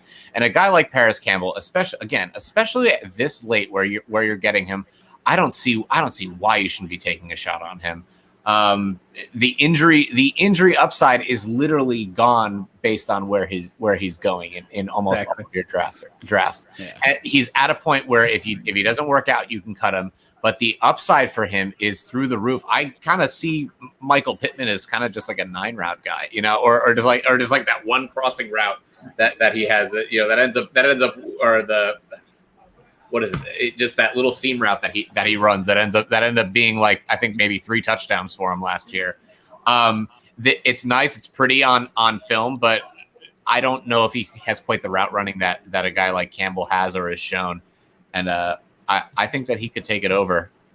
What I find interesting is that if we use last year just as a baseline, Indianapolis was top 10 in scoring points per game, and they were 11th in passing yards. And yet the first wide receiver taken from that entire group I guess I need to look at the board. Michael Pittman. There you go, Hollywood. It was Pittman with me. Yeah. My bad. Sorry. So sorry. It's okay. And so Michael Pittman. I'm impressed, Hollywood. Was I thought I had myself muted. I'm so sorry. Way back in the 11th. so it was glad we are glad. But yeah, so I mean, something's got to give a little bit. I don't know if that's just even distribution amongst other pieces with Naheem Hines and however they want to incorporate Jonathan Taylor or Mo Alley Cox. Hopefully, it's just weird. I'm not going to quit him. He's going to get some. I don't believe in Jack Doyle. That's my thing. I just can't believe Jack Doyle's going to be too involved. But at the same time, it wouldn't shock me to see multiple tight ends on, lined up at any given point. Yep. And Jordan Love was my last pick because if he starts, that is a good. He has some weapons around him. Let's just put it like that. Almost like that's a decent team. Yeah, it's almost like they were a game away from the Super Bowl last year. It's crazy. I mean, think about it. Great defense, great offense. Great running back. Just saying. Cool. This is awesome. I think this is a great mix of people. Like Mark, let's go back to you just for a second. Like you said, you're a novice to IDP, but I think you picked it up relatively quickly. And I think a lot of the insight that you got from all of us here who do have familiarity with it, you don't really necessarily need to know every single detail about every single player, but playing the game within the game, like we were talking about the dual eligibility thing, being able to maximize roster spot positions. Like these are things that, come in handy a lot in a mock draft like we just did for this specific tournament. Mm-hmm. And if you have questions on a week-to-week basis, the nice thing is you have a resource available at www.fantasyandframes.com for all your IDP week-by-week knowledge to pick up free agents and waiver wire fodder and trade topics, etc. I think the nice thing is, like we talked about, it's not the deepest of IDP leagues where if you have, 4 defensive linemen, 4 linebackers, 4 DBs, and a couple flex, where you're looking at the waiver wire and everybody looks the same. You're looking at, guys who are just on the field, off the ball, mediocre tacklers, might get the occasional sack, and then the blow up games where you get Carlos Dunlap when he switched over to Seattle. He had those huge first couple games, but he came out he was doing nothing. He wasn't even getting playing time. He got cut basically from Cincinnati. So it's interesting. Let's see. You were talking about that, Jorge. So Joey Bosa is your first defensive lineman with Khalil Mack. I mean, with health, that's that's Mark. Yeah, that's Mark. Yeah. Jorge's on the end. Jorge's at the turn there. No, I'm talking about Mark. Jorge does IDP all the time. I know what he's going to do. He's going to steal. You shouldn't have Danielle Hunter. That's already a missed pick. You had your chance. I did, and I got fat fingered on my phone. But either way, I do think that Mark, who else is relatively novice to IDP on this group? I mean, technically, Aaron still is. I'm a novice. Second ever league here. And I mean, and I have played IDPs before. It's been a couple years since I've had one that's regular. I have one league where I think you start one IDP player, which might as well just be like a kicker, starting a kicker, because you can put anybody in that spot. You can put anybody in that spot in any given week, and they could go off for you. So it's kind of tough in that regard. No hate out there to kickers. Kickers can be you can find the edge with kickers too if you do the research. But yeah, but you shouldn't draft kickers, right, Aaron? Is that the? I mean, you can find his article, by the way, about this over at fantasypros.com. That's right. You should not draft a kicker. I mean, if you play with a kicker, you have to have a kicker on your roster at some point, but you don't have to draft one. I promise. But a good draft tip is if you are in a league that you are not required to fill your entire roster, do not draft a kicker. I think ESPN, that's what your article was about. I think ESPN is the only major platform that makes you fill rosters. Yes, they are. And I am going to tell you, I did not know that ESPN really even had a platform anymore. That's how irrelevant ESPN has been to me. Anybody work for ESPN here? Sorry. No. Not bad. Okay. Sorry. Not anymore. Not you, Nate. Not anymore. Crap. There goes my chance to turn my back. ESPN was going to give him the bag, and now they can't. They're like, check was in the mail. Yeah, that platinum hair needs to go back to brown. Not anymore. But no, this was cool. Like I think for people who are competing in the 4-Eyed Championships, this is we wanted to make this tournament not only like competitive but fun, and just like in other tournaments like Scott Fish Bowl or Razzball or whatever, there are so many ways to win. There's so many ways, so many pieces you can line up, given in matchups, and there's so many matchups to take into account. It really is a level playing field. So no matter who's in your division, whether you have a bunch of like high profile analysts or have fans, everybody has a level playing field, and you shouldn't feel like it's totally the cards are stacked against you. I'm actually really excited to get back in and doing some IDP again. I'm a little dropping out of signal. Yeah. He was a little terrified that he has to. I'm back. Sorry about that. Not really being an IDP guy. Getting back into it, I'm really excited. I always like getting my guys, so I'm always excited. But I'm ready to dust it up and get it into the 4-Eyed Championship here. I'm excited, everybody. That's awesome. I just want Ryan to know that I got a bullseye on that freaking belt back there. I love it. I'm all over that right now. Yeah, we haven't decided. Point at it. It may be the last time that you point at it. Go ahead. No, he gets to keep it. That one has my name on it. Yeah. That one's not going anywhere. Everybody every year gets their own customized belt made. Yeah. No one wants to wear the belt after you have it wearing Naked in Bed, Piggly Wiggly, and Kroger. Oh, I'm so wearing that to the grocery store if I win it. It's happening. Very nice. Don't doubt that one bit. Well, guys, I can't think of any. I mean, don't get me wrong. We can continue to keep talking for all I care. Hey, but I'll talk all night. Whatever y'all want to do. I know you are. But I do realize everybody else has lives and things to get to. So we thank you all for watching who watched. Thank you all for listening who are listening. Thank you all for everybody who participated, both online and everybody here on the stream. It's great. You all are a great bunch of people. Love, this is what the fantasy community is about: making friends, having fun, talking about fantasy football. What more could you ask for? Absolutely. Yeah. So, I mean, anybody have anything they want to plug? Feel free to do so. Ryan, let's start with you. I should probably plug something. Oh, Club Fantasy. Club Fantasy has their Women of Fantasy Football shows coming up. The entire month of August, we will be hosted by Lauren Carpenter, Stepmom Lauren, and Faith Enos, our editor, at FF Leap of Faith. The boys are taking a back seat. We're actually not even going to be on the show this year except to present the gifts and everything. We have an insane amount of autographed merch that we're giving out, and all proceeds benefit the Women's Sports Foundation. Very nice. Aaron, let's go with you. Yeah, Fantasy Pros, head over to the site. There are some stuff behind the paywall, but some stuff that isn't behind the paywall are the Ask the Experts Anything, the AMAs. So almost every single day, one of the writers is on a board and answering league-specific questions. I just got to do that earlier this week, and it was a blast, a whole hour of answering your specific questions, keeper, rookie drafts, IDP, whatever. So you get a chance to talk with Mike Tags or Kyle or whoever, whoever's doing their AMA, and that is 100% free. So head over to Fantasy Pros, make sure you get involved in those AMAs. Those are awesome. Hollywood, where can they find you? Oh yeah, make it quick. Find me at Hollywood Titan on Twitter. Follow me on IDP Nation podcast. And if you're into IDP Devy, check out the Devy IDP Grind podcast. That's a college-based IDP, so check it out there.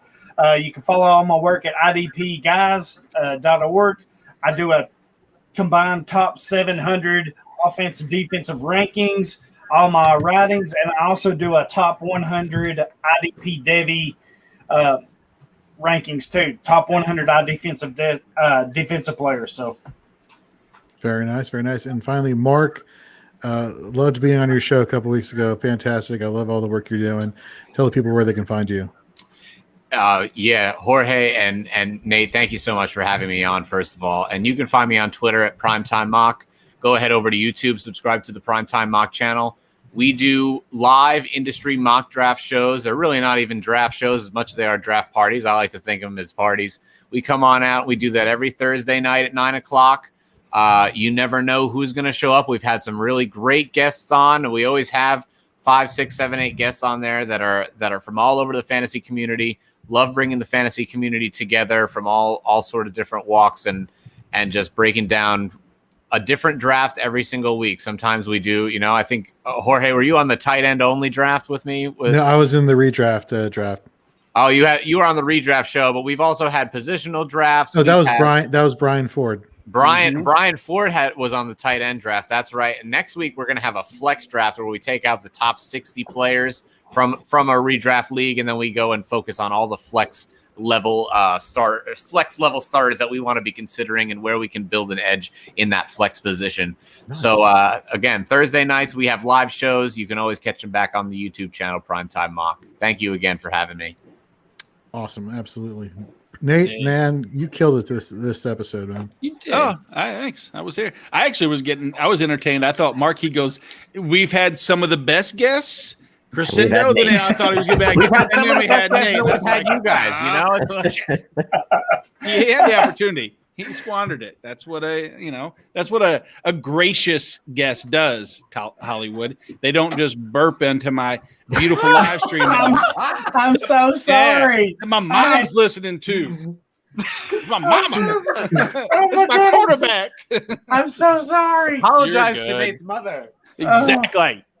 Apologize. No, I'll apologize to Nate's mother, but I so hate you, Nate. I'm so sorry, guys.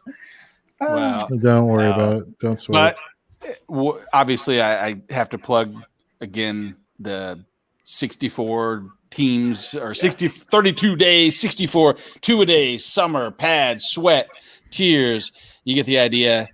Today was Tampa Bay, I took my Devin White and Antoine Winfield Jr. And tomorrow we go where? We go to the NFC North. We're covering the Green Bay Packers on offense in the AM, IDP in the PM, and then join us at 1 p.m. Eastern as we do our wrap-up of the NFC South, having our NFC South divisional preview. So stay tuned for that at fantasyandframes.com, as well as check out our live stream of our podcast at 1 o'clock tomorrow, our podcast being Fourth and Frames. Rate, review, and subscribe. So for everybody and myself, thank you for listening. Have a good night.